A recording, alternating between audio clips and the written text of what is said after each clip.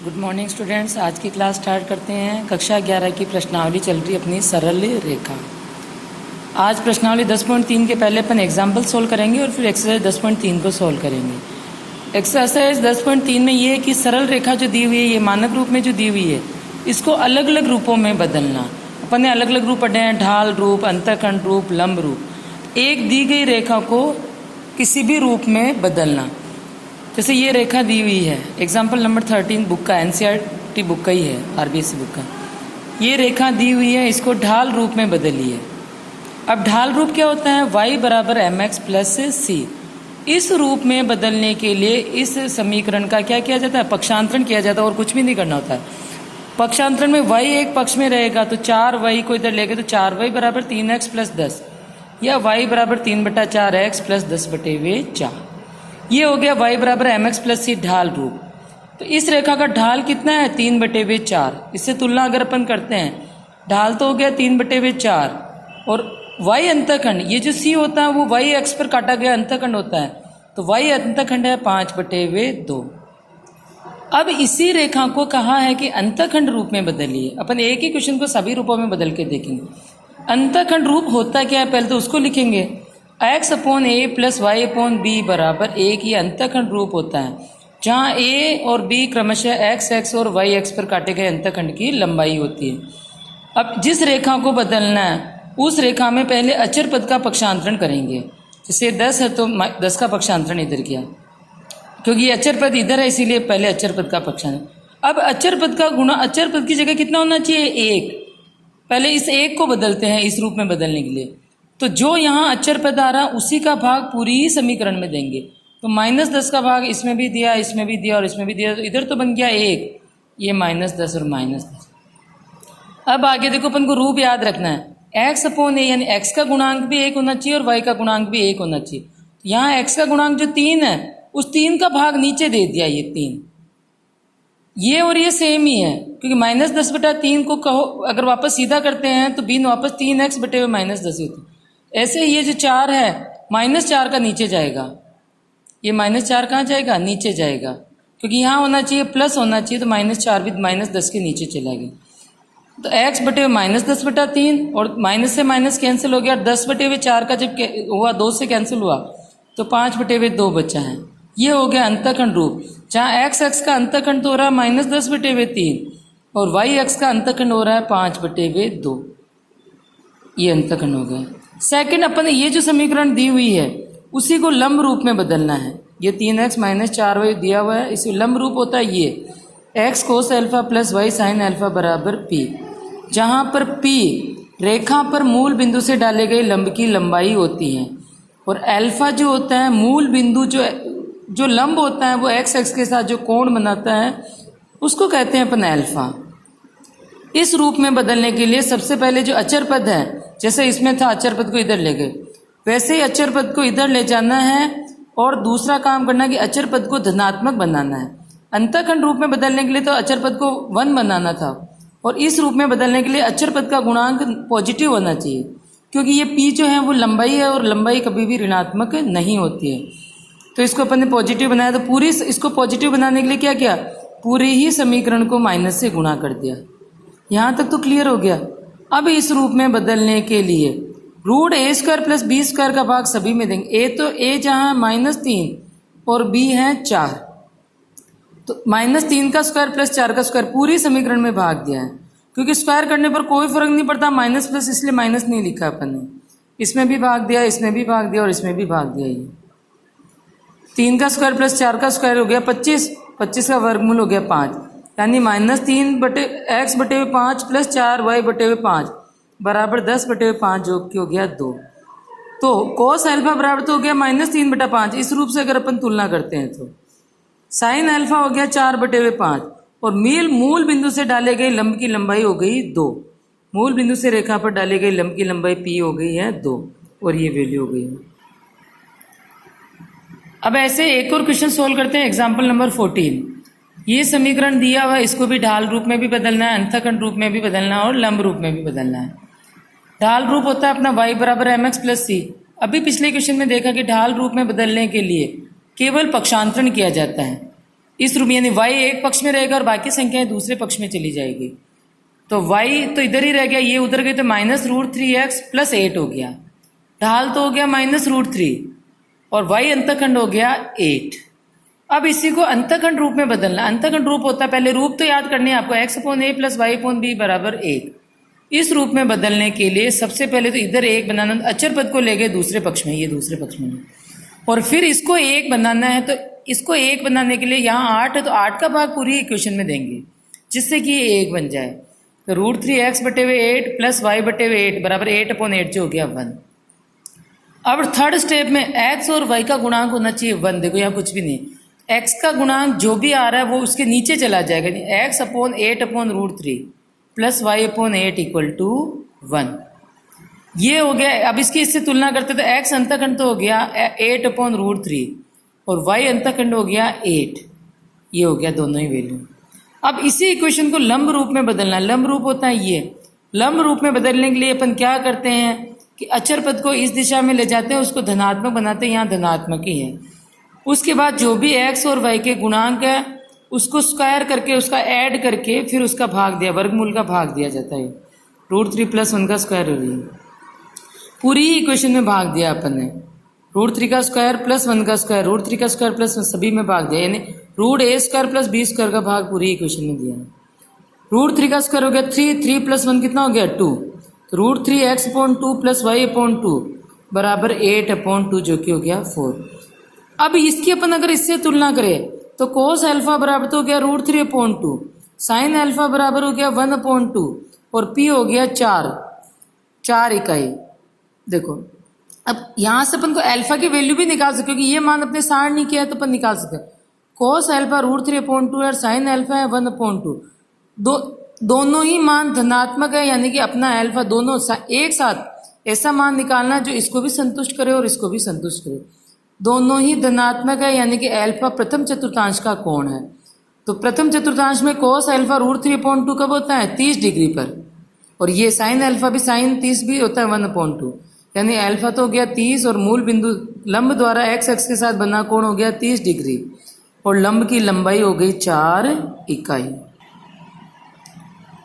अब अपन ने जो भी एग्जाम्पल किए हैं पहले एक्सरसाइज के, उन्हीं के क्वेश्चंस को सोल्व करेंगे ताकि अपने कंसेप्ट और अच्छे से क्लियर हो जाए। निम्नलिखित समीकरणों को ढाल रूप अंतःखंड रूप में बदलिए। पहले तो लिखा था ढाल रूप में बदलिए, अपन दोनों ही रूपों में बदल रहे हैं। बुक में केवल ढाल रूप लिखा हुआ है पर अपन प्रैक्टिस के लिए दोनों ही रूपों में बदल रहे हैं। ढाल रूप ये सब इक्वेशन ये दी हुई है। ढाल रूप होता है y = mx + c। y का पक्षांतरण किया तो 7y बराबर हो गया माइनस का x, या y बराबर हो गया -x/7। तो ढाल m कितना हो गया -1/7 और y अंतःखंड कितना हो गया 0। और देखो दूसरी बात है कि जिसमें अचर पद नहीं होता है वो रेखा हमेशा मूल बिंदु से जाती है, तो उसका कोई अंतःखंड नहीं होता, ना x अंतःखंड होता है ना ही y अंतःखंड होता है, क्योंकि ये रेखा मूल बिंदु से जाने वाली रेखा है। अचर पद c नहीं होता है तो वो मूल बिंदु से जाने वाली रेखा होती है। इसमें भी वही कि रेखा मूल बिंदु से जाती है, इसीलिए इनके अंतःखंड क्या है 0, 0। ये क्वेश्चन आपको करना है, इसको ढाल रूप में बदलना है और अंतःखंड रूप में भी बदलना है। Next y = 0। अब y = 0 है तो ये किसका समीकरण है, ये x का समीकरण है, ये जो अपना चतुर्थांश होता है। इस पूरे अक्ष पर y = 0 होता है तो ये x का समीकरण है, और x का समीकरण में ढाल कितना है, इसका m कितना, y = mx + c से अगर तुलना करो इसका m क्या आ रहा है 0, क्योंकि x का गुणांक इसमें है ही नहीं, तो ढाल भी 0 है और इसका अंतःखंड भी क्या है 0, क्योंकि ये तो रेखा ही है तो कोई अंतःखंड काट, x खुद ही है तो कोई भी अंतःखंड नहीं काट रहा है। क्वेश्चन नंबर 2, निम्न समीकरणों को अंतःखंड रूप में बदलिए। अंतःखंड रूप अभी बताया था कि x/a क्या होता है अंतःखंड रूप, x/a + y/b = 1। इसको 1 बनाना है। पहले तो अचर पद को इधर ले गए, अब 12 आ रहा है तो पूरी इक्वेशन में 12 का भाग दिया, जिधर बन गया 1। ये 3 था तो 3 को 12/3 लिखा, क्योंकि x और y का गुणांक भी 1 होना चाहिए। x के साथ में 3 है जो 3 को नीचे ले गए, 3/12 हुआ जो कि हो गया 4। y का गुणांक 2 है तो y/12/2 हुआ जो कि हो गया 6, बराबर हो गया 1। तो x अंतःखंड बराबर 4 और y अंतःखंड भी कितना हो गया है 6 हो गया। ऐसे इसको अंतःखंड रूप में आपको ही चेंज करना है। Question number 3, 3y + 2 = 0। यानी पक्षांतरण किया तो y बराबर क्या आ गया, -2/3। अब अगर इसकी ढाल रूप में mx प्लस c से तुलना करते हैं तो इसमें x आ ही नहीं रहा है, यानी इसका ढाल तो क्या हो गया, 0। और इस रेखा का अगर अपन इक्वेशन ड्रॉ करें तो ये अपना y एक्स है, y बराबर -2/3 की लाइन ये आएगी नीचे की तरफ, ये नीचे की तरफ आ रहा है y बराबर -2/3। तो ये x एक्स पर तो कोई अंतखंड नहीं काट रहा है और y एक्स पर -2/3 का अंतखंड काट रहा है। x एक्स का अंतखंड है ही नहीं और y ये से x को ये रेखा कहीं पर भी नहीं काट रही है।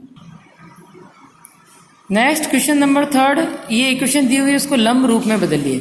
लंब रूप क्या होता है अपना, x cos alpha plus y sin alpha बराबर p। इस रूप में बदलने के लिए पहले अचर पद को इधर ले जाते हैं और उसको धनात्मक बनाते हैं। अभी ये ऋणात्मक आया है तो पूरी इक्वेशन को माइनस से गुणा करके ये धनात्मक बना दिया आपने।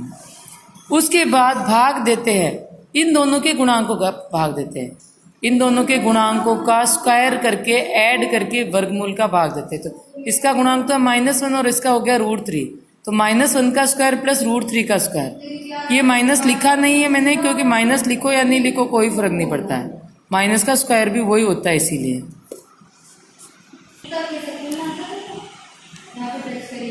माइनस ये 1 और 3 कितना, 1 और √3 का स्क्वायर 3, 4 का रूट हो गया 2 और ये 2 पूरे में आ गया।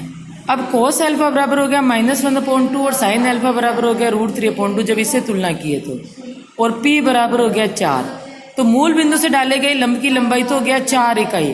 अब अपन को इन दोनों से अल्फा की वैल्यू निकालनी है, किसी एक मान से नहीं निकलेगी, ऐसा मान निकालना जो दोनों को ही संतुष्ट करे। तो देखो cos, क्योंकि जब अपन चतुर्थांशों में घूमते तो एक ही कोण के मान 2 बार उस चतुर्थांश में आते हैं। cos अल्फा -1/2 है तो cos अल्फा सेकंड चतुर्थांश में भी नेगेटिव होता है और थर्ड चतुर्थांश में भी नेगेटिव होता है, यानी ये कोण अपना 180 1/2 कब होता है, 60 डिग्री पर। तो ये कोण 180 -60 भी हो सकता है और 180 + 60 भी हो सकता है, पर साइन अल्फा है √3/2। अब इन दोनों से देखो cos तो है नेगेटिव और साइन है पॉजिटिव, तो ये कौन सा चतुर्थांश हो गया कि cos नेगेटिव और साइन सेकंड चतुर्थांश का कोण है, सेकंड यानी इसको अपन चाहे अब आप इसको लिखो चाहे इसको लिखो, सेकंड चतुर्थांश के रूप में लिखेंगे। पहले तो मैंने दोनों ही रूप लिख दिया कि सेकंड चतुर्थांश का भी लिख दिया और चौथे का भी, ये इसका भी लिख दिया, तीसरे का भी लिख दिया। और साइन अल्फा √3/2 तो 60 डिग्री पर भी होता है और सेकंड चतुर्थांश में भी यही वैल्यू होती है। पर दोनों मानों को संतुष्ट करने के लिए कोण अपना सेकंड चतुर्थांश का होना चाहिए। 120 डिग्री अपना राइट आंसर है, ये 240 और 60 राइट नहीं है, क्योंकि वो सेकंड चतुर्थांश में 120 डिग्री आ रहा है। तो लंब द्वारा x अक्ष के साथ बना कोण तो हो गया 120 डिग्री और लंब की लंबाई p हो गई 4 इकाई। नेक्स्ट क्वेश्चन है y -2 बराबर 0, इसको भी लंब रूप में बदलना है। लंब रूप क्या होता है अपना, x cos alpha plus y sin alpha बराबर p। अब इससे जो तुलना करो, इसको देखो नीचे करने की जरूरत है, भाग देने की जरूरत ही नहीं, क्योंकि x का गुणांक तो 0 है और y का गुणांक 1 है, तो पूरे में ही भाग देंगे तो 1 का भाग देंगे तो ये का यही रूप रहेगा और कोई चेंजेस नहीं आएगा।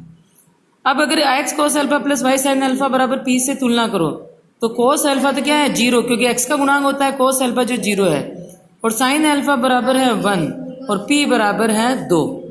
अब इन दोनों से अपन को अल्फा की वैल्यू निकालनी है, दोनों ही धनात्मक हैं। ऐसा मान जहाँ कोसाइन अल्फा 1 कब होता है, अल्फा जब 90 डिग्री हो, और अल्फा 90 डिग्री तो कोस अल्फा भी 0 होता है, यानी अल्फा तो हो गया 90 डिग्री और एक्स अक्ष के साथ बनने वाला कोण हो गया ये जो गया, और मूल बिंदु से लंब की लंबाई होगी 2 इकाई। सेकंड x माइनस वाई बराबर 4, इसको अपन को लंब रूप में बदलना है। इसका गुणांक है 1 और इसका गुणांक है -1, 1 का स्क्वायर प्लस -1 का स्क्वायर, x का ये 1 स्क्वायर प्लस -1 का स्क्वायर √2, सभी जगह आ गया √2 4/√2। अब अपन तुलना ऐसी, क्योंकि अपन को अल्फा और p की वैल्यू निकालनी है। जब x cos alpha plus y sin alpha बराबर p से तुलना करते हैं तो cos अल्फा बराबर तो आ गया 1/√2 और sin अल्फा बराबर आ गया -1/√2। अब पहले तो अपन ये देखेंगे कि कौन से चतुर्थांश का है। cos अल्फा तो है पॉजिटिव और sin अल्फा है नेगेटिव, तो चौथे चतुर्थांश का कौन है ये। तो चाहे तो इसको चौथे चतुर्थांश के रूप में लिखेंगे अब अपन, या इसको चौथे चतुर्थांश के रूप में लिखेंगे, क्योंकि केवल इसको देखो तो फिर वो मान इसको संतुष्ट नहीं करेगा। तो दोनों को देखने पर एक पॉजिटिव और एक नेगेटिव चौथे चतुर्थांश में है, इसको 1/√2 कब होता है? 45 डिग्री पर होता है। 45 तो इसको संतुष्ट कर ही नहीं रहा। चौथे चतुर्थांश में इसको कैसे लिखेंगे अपन? 2π माइनस 45 डिग्री या 360 माइनस 45, क्योंकि ये जो अपने चतुर्थांश होते हैं, ये जो लाइन होती है वो चौथे 2π की लाइन होती है, तो 2π से कम होगा जब भी चौथे चतुर्थांश में होगा, यानी कि 2π माइनस 45 या 345 डिग्री। और p बराबर हो गया 4/√2 इकाई। ये तो लंब की लंबाई होकर ये लंब द्वारा x अक्ष के साथ बना गया कोण है अल्फा बराबर हो गया 315 डिग्री। अब वापस अपन एग्जाम्पल पर आ जाते हैं, क्योंकि जैसे अपन एग्जाम्पल में देखे थे वैसे एक्सरसाइज के क्वेश्चन अपन ने सोल्व कर लिया। फिर से एग्जाम्पल पर आते हैं। दो रेखाएं दी हुई है और दो रेखाओं के बीच का कोण ज्ञात करना है। दो रेखाओं के बीच के कोण का जो सूत्र होता है, अगर दोनों रेखाओं के बीच में कोण अगर थीटा हो तो tan थीटा बराबर होता है m1 minus m2/1 plus m1 m2। ये इसलिए लगा रखा है क्योंकि दो रेखाओं के बीच में, दो प्रतिच्छेदी रेखाओं के बीच में दो तरह के कोण बनते हैं, तो एक बार प्लस चिन्ह लेना और एक बार माइनस चिन्ह अपन को लेना। अब पहले तो दोनों रेखाएं दी हुई है, तो दोनों रेखाओं को अपन ढाल रूप में लिखेंगे, y बराबर mx प्लस c। पहले दोनों ही रेखाओं को अपन ढाल रूप में बदलेंगे। ढाल रूप होता है y बराबर mx प्लस c, जिसको अपन ने बदलना सीखा है। पहले इस रेखा का पक्षांतरण किया तो यह है, यानी इस रेखा का ढाल हो गया √3 जो x का गुणांक है। इस रेखा को भी बदलने के लिए √3y बराबर हो गया x माइनस 6, तो y बराबर √3 का भाग दिया, पक्षांतरण इधर किया तो ये हो गया, यानी m2 बराबर हो गया 1/√3 जो इस सेकंड रेखा का ढाल है। अब दोनों के बीच का tan थीटा बराबर प्लस माइनस, इस मापांक का मतलब plus minus m1 minus m2, √3 इसका है ढाल और 1/√3 इस दूसरी रेखा का ढाल है। इन वैल्यू को रखिए अपन ने, एलसीएम लिया तो 3 माइनस 1/√3, नीचे √3 से √3 कैंसिल हो गया तो 1 प्लस 1/1। 3 माइनस 1 कितना हो गया 2, 2/√3/2/1, इस 2 से 2 कैंसिल हो गया 1/√3 आया। तो tan थीटा बराबर √3, तो थीटा √3 कब होता है 30 डिग्री पर, तो थीटा बराबर 30 डिग्री, या दूसरा 150 होगा क्योंकि माइनस लेंगे तो 150 होगा। दो रेखाएं जब एक दूसरे को काटते मैं बताऊं, जैसे ये दो रेखाएं एक दूसरे को काट रही है, ये 30 डिग्री आ गया है, तो ये कोण अपना कितना आएगा 150 डिग्री, क्योंकि एक सरल रेखा है इसीलिए। जो आंसर प्लस में आता है वो न्यून कोण होता है और आंसर माइनस में आता है तो वो अधिक कोण होता है। अब सेकंड क्वेश्चन करते हैं कि ये दो रेखाएं दी हुई है और दोनों ही रेखाएं समांतर है, तो सिद्ध कीजिए कि ऐसा होता है, और लंबवत हो तो इस चीज को सिद्ध करना है। दो रेखाएं समांतर होती है तो पहले भी बता चुके, दो समांतर रेखाओं के ढाल हमेशा क्या होते हैं बराबर, ढाल बराबर होते हैं। तो पहले दोनों ही रेखाओं को अपन ने ढाल रूप में लिखा, इसको ढाल रूप में लिखने के लिए y बराबर mx प्लस c के रूप में लिखने के लिए पक्षांतरण किया, तो b1y बराबर माइनस a1x माइनस का c1, या y1 हो गया, b1 का क्या कर दिया भाग दे दिया, ये रूप हो गया, यानी कि इस रेखा पहली रेखा का ढाल हो गया ये। अब ऐसे दूसरी रेखा को ढाल रूप में लिखा, b2y पक्षांतरण से लिखना है ढाल रूप में, तो y बराबर माइनस a2/b2x माइनस c2/b2, इसका ढाल हो गया ये माइनस a2/b2।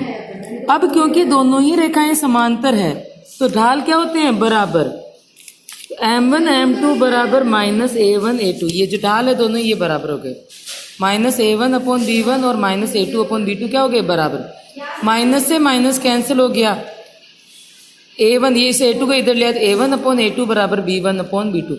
ये शर्त अपन वैसे ये a2 है, इसको ऐसे फॉर्मूला अपन को आपको याद भी रखना जो अपन पहले पढ़ चुके 10th में कि दो रेखाएं समांतर होती है, सरल रेखा वाली प्रश्नावली में पढ़ा था, तो a1/a2 बराबर b1/b2।